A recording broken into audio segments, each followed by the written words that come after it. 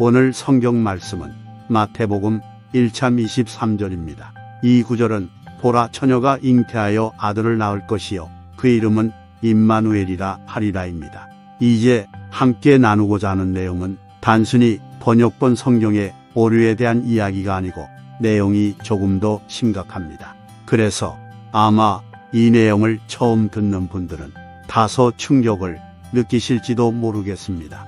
아무튼 담화 후에 좋은 의견을 들려주시면 좋겠습니다. 잘 아시는 대로 예수님 시대에는 구약 성경 밖에 없었습니다.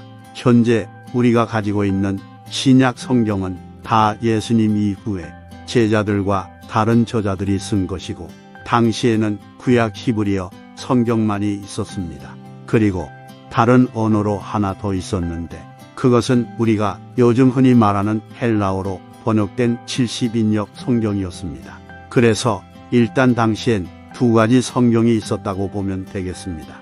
원문 성경인 히브리 성경과 그것을 번역했던 70인역 헬라어 성경이 그것입니다. 그런데 문제는 신약 성경의 저자들이 구약을 인용할 때 히브리어 성경을 인용한 것이 아니라 이 헬라어로 번역된 70인역 성경을 사용해서 자주 인용했습니다. 문제가 뭐냐면 이 70인역이 아무래도 번역을 하다 보니까 지금도 한글 성경이나 영어 성경이 모두 완벽할 수 없는 것처럼 이 헬라어 번역 성경인 70인역 구약 성경도 번역 오류들이 부분적으로 여러 곳에 있었습니다. 심각한 문제는 하필이면 그 번역 오류가 있는 내용을 신약 성경 저자가 문장 그대로 인용하여 오늘날 신약 성경이 되었다는 것입니다. 너무나 어처구니가 없는 이야기입니다. 하지만 이건 지울 수 없는 냉엄한 사실입니다. 그럼에도 이런 상황에서 소위 일부 보수 교단들이 주장하는 성령무호설이나 성경 영감설이 과연 얼마나 설득력이 있냐는 것입니다. 우선 70인역에 대해서 조금 더 정리를 해보면 당시 대부분의 이스라엘 사람들은 일반 언어로 아람어를 많이 사용했습니다. 그리고 로마 제국 내에서는 라틴어나 헬라어가 널리 쓰였습니다. 마치 오늘날 영어처럼 이 헬라어가 문화적 언어로서 많이 애용됐습니다.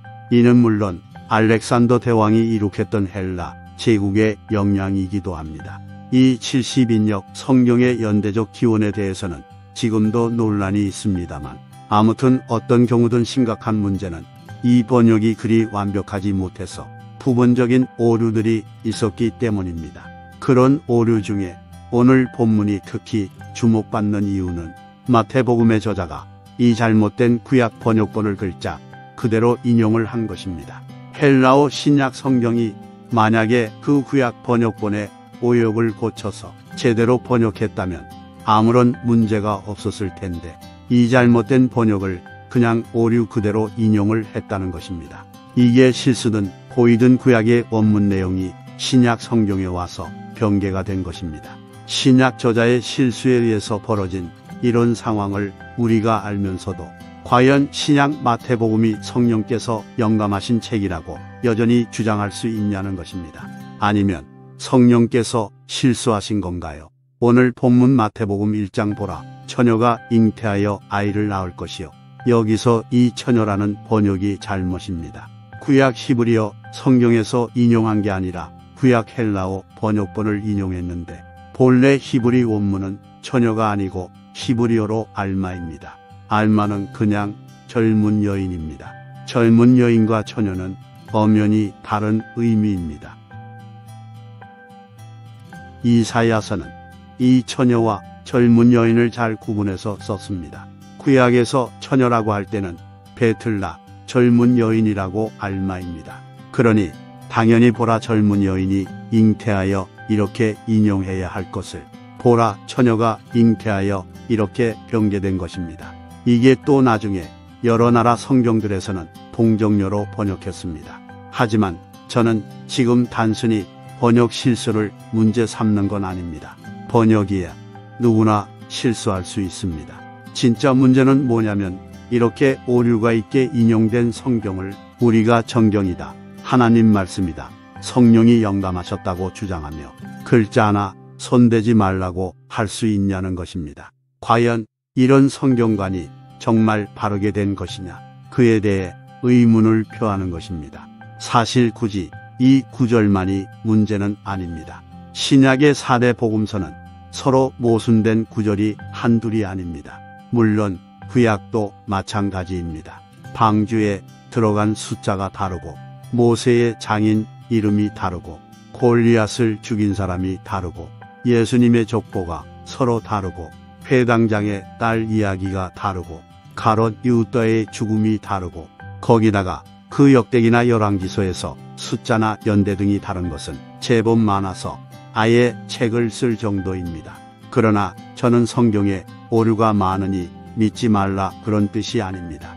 분명히 성경 속에 하나님의 계시가 있다고 믿습니다. 다만 성경은 하나님이 주신 계시 문서이기도 하지만 그것을 작성한 사람은 인간이기 때문에 인간의 오류나 실수가 들어있을 수 있다는 겁니다.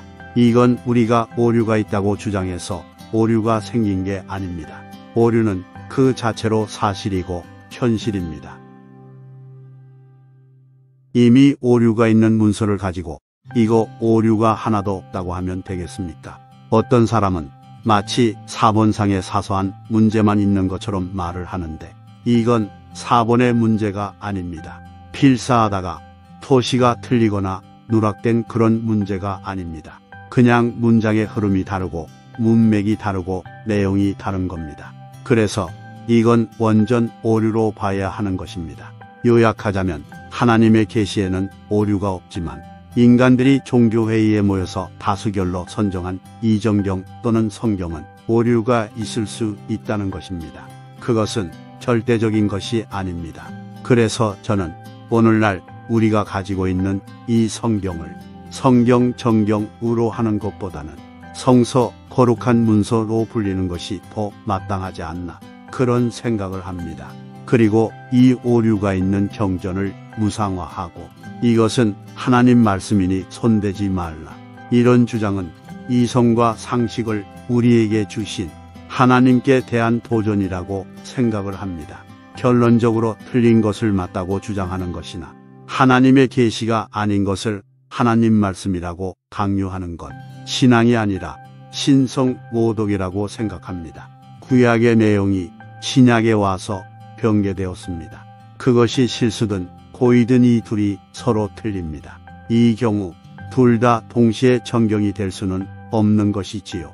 그래서 앞으로 성경을 보다 합리적으로 바르게 해석하고 분별하고 하나님의 뜻을 이해하는 것은 우리에게 무거운 책임이 될 거라고 생각합니다.